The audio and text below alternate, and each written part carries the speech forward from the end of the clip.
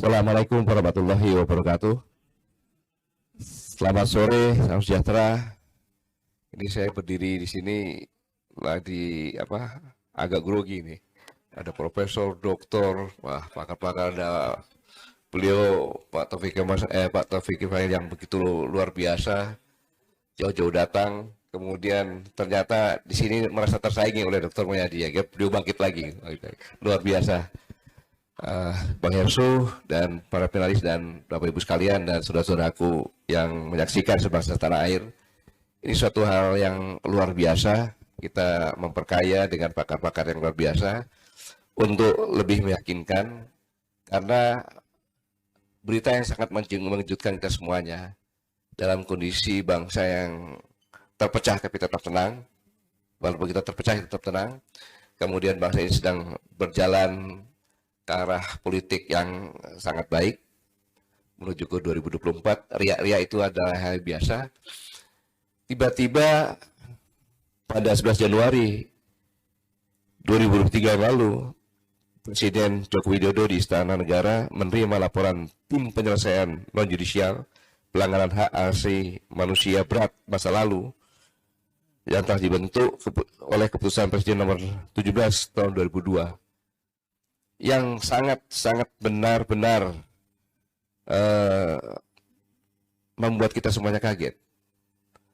Di sini negara meminta maaf. Negara meminta maaf. Menyesalkan dan meminta maaf, kan itu.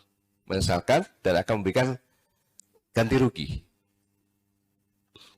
Berarti konotasinya negara bersalah. Negara bersalah, ini poin yang pertama, negara bersalah. Tetapi kalau melihat peristiwa 65, Profesor Anwar Gowo mengatakan jangan melihat 65, tapi dari 60. Karena Presiden Soekarno sejak pertama kali dilantik sebagai presiden sampai tahun 59, beliau bukan presiden karena dikuasai oleh partai-partai. Menjadi presiden? Presiden itu bukan kepala pemerintahan, sorry ya. Ini enaknya bicara dengan Pak Kapten langsung. Saya ulangi, presiden tapi bukan kepala pemerintahan karena dikuasai oleh partai. Utuh sebagai kepala pemerintahan dengan kewenangan yang luar biasa sebagai presiden tahun 60. Nah, kemudian dekret presiden kembali kepada dasar 45. Nah, maksud presiden ini menyatukan, karena tahun 2026 beliau punya gambaran bahwa bangsa ini ada 3 kelompok.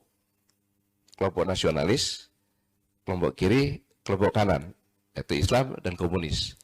Tujuannya sangat baik, tetapi suatu kelompok yang tidak bisa disatukan ini dalam negara kesatuan Republik Indonesia menjalankan Pancasila. Karena yang berketuhanan yang Maha Esa. Nasionalis terima Tuhan Yang Maha Esa. Islam terima ketuhanan Yang Maha Esa. Tapi kiri tidak mungkin kayak ateis. Ini permasalahan awal yang menjadi permasalahan ke depan. Yang kedua, saya melihat bahwa kejadian kita 6165 ini adalah limbah. Limbah dari berakhirnya perang dingin. Limbah dari berakhirnya perang dingin. Maka pada saat itu Bung Karno berniat baik untuk mengambil kembali, menyatukan kita dengan Irian Barat. Maka tidak ada alternatif lain, yang siap membantu adalah Blok Timur. Dengan membentuk operasi Mandala yang dipimpin oleh Pak Harto, ya kan? Kemudian persenjataan dari Uni Soviet waktu itu, kapal selam, pesawat, MiG, ya kan? Kemudian persenjataan dan sebagainya yang setelah merdeka pun masih kita pakai sampai sekarang ini. Terakhir masih ada.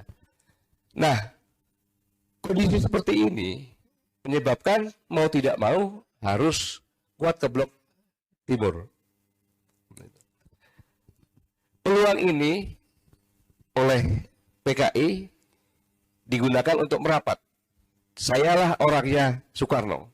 Sayalah pendukung Soekarno. Sehingga biasa kalau udah mulai kuat seperti itu, akhirnya dia berulah. Puncaknya meminta untuk ada angkatan kelima.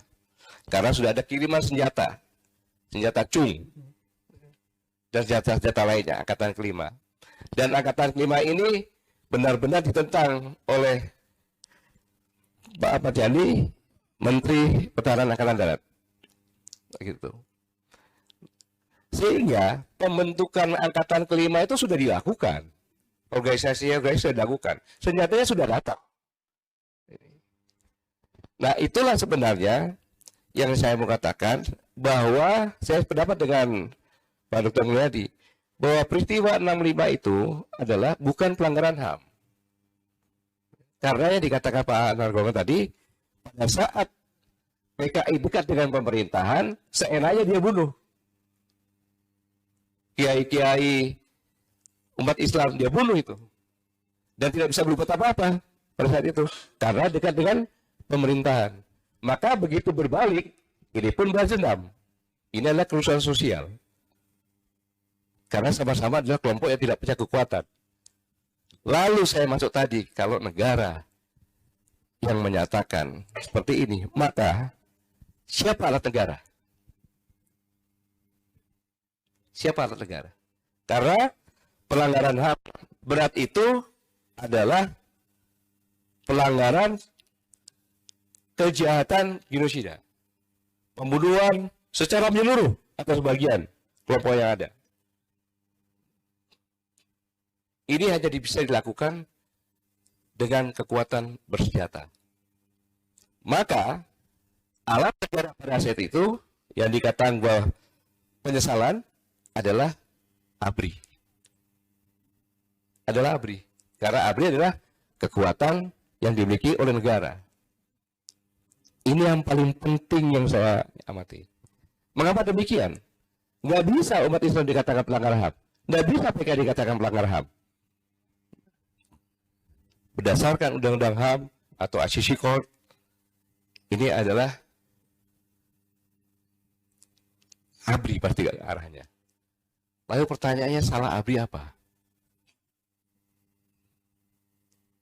Padahal ABRI pada saat itu, saya katakan ABRI berarti TNI Polri pada saat itu. Karena dalam pertahanan dan keamanan, ini ABRI, TNI bisa tangan kanan atau tangan kiri, polisi bisa tangan kanan atau kiri. Dalam tertib sipil, Polri adalah tangan kanan presiden atau negara keamanan. Dalam darurat sipil atau militer, TNI adalah tangan kanannya. Ini akan lumpuh. Ini akan lumpuh. Kalau dia katakan pelanggaran HAM itu adalah ABRI, dan ini nggak ada lain-lain. Kalau kita analisa pasti ABRI. Pasti ABRI. Dan ABRI akan dikucilkan di pergaulan internasional. Kemudian sejak tahun zamannya Gus Dur, pelajaran tentang G30 dihapuskan. Kurang lebih sudah 20 tahunan. Maka semua pelajar sekarang, sampai dengan yang berumur 43 tahun, hampir tidak tahu sejarah. Maka dari demikian, benar-benar ABRI atau TNI Polri sekarang akan dikutuk. Ada satu kelompok bersenjata yang membunuh rakyatnya sendiri yang begitu besar. Ini tuduhan yang sangat luar biasa. Belum lagi kalau kita bicara, yang akan diberi santunan itu siapa? Tadi Pak Muladi katakan. Yang satu siapa? Akan berebut egonya, akunya. Ini permasalahan lagi. Yang perlu saya sampaikan, bukankah rekonsiliasi alami sudah terjadi? Tidak ada lagi diskusikan anak-anak atau cucu PKI. Mereka status sosialnya tidak ada perubahan, nggak ada masalah. Ekonominya tidak masalah, bahkan politiknya tidak masalah. Ada yang menjadi, bukan cuma kecil itu. Ada yang menjadi menteri, ya, ada yang DPR, dan eksekutif lainnya nggak ada masalah. Ini tidak pernah mempermasalahkan. Mengapa kok ini diutik-utik lagi? Yang kedua, apa salah Bung Karno? Apa salah Bung Karno? Kalau mengatakan ini, maka yang bertanggung jawab adalah pada saat itu pemerintahnya adalah Bung Karno.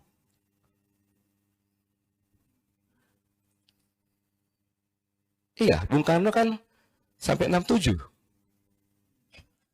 Kalau dikatakan 65, 66, berarti pemerintahnya kan Bung Karno. Sudahlah, sudah pahlawan sebagai bapak bangsa, ngapain digut-gut lagi? Selesai sudah. Mari kita bersama-sama gandengan tangan ke depan. Banyak permasalahan, ibarat luka, tadi katakan, bukan tusuk jarum, disilet-silet lagi. Susah sembuhnya. Kalau luka baru sih gampang sembuh. Jadi pada kesempatan ini, saya memohon Pak Jokowi, mohon bisa dianalisa kembali, dikaji lagi, dan tolong pembantu-pembantu presiden yang dekatnya, berikan masukan-masukan yang positif kepada presiden. Bagaimanapun juga beliau adalah pemimpin kita semuanya. Junjung beliau sehingga keputusan-keputusannya tidak membuat ambigu dan tidak salah tafsir, bahkan tidak membuat luka-luka yang lain lagi. Jadi saya ulangi bahwa tidak ada negara komunis yang mencapai kekuasaan tanpa kekerasan dan tanpa korban. Tidak ada. Semua negara komunis dibangun dengan kekerasan dan korban. Contoh saja kalau saya bacakan yang banyak nanti tahu lama. Vladimir Lenin, Uni Soviet, 28 uskup dibantai, 1.200 pendeta dibantai, 800.000 muslim dibantai, 900 gereja dibobokan, 30.000 masjid diruntuhkan, sehingga gereja 90% habis, masjid 99% habis. Selama 74 tahun di 76 negara umat Islam yang dibantai 4.000 orang per hari. Totalnya sekitar 108 juta orang. Dan inilah yang dikhawatirkan, yang saya mengkhawatirkan, jangan sampai sejarah hitam di negeri kita ini kembali. Saya ulangi, jangan sampai sejarah hitam di negeri kita ini kembali. Kalau dua kelompok, antara kelompok komunis dan kelompok Islam, yang sekarang ini sudah tidak ada lagi, saya katakan, ini dibangkitkan lagi, saya tidak bisa membayangkan. Apa yang dikatakan banjir darah akan berulang kembali.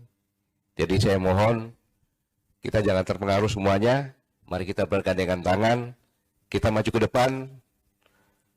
Bagaimanapun juga negara kita lagi dalam banyak permasalahan. Dan ini adalah tahun politik, apalagi digunakan pada tahun politik. Ada maksud apa? Saya pikir ini singkat, karena saya tidak mau panjang lebar, nanti menggurui para panelis. Sekali lagi saya ucapkan terima kasih. Wassalamualaikum warahmatullahi wabarakatuh.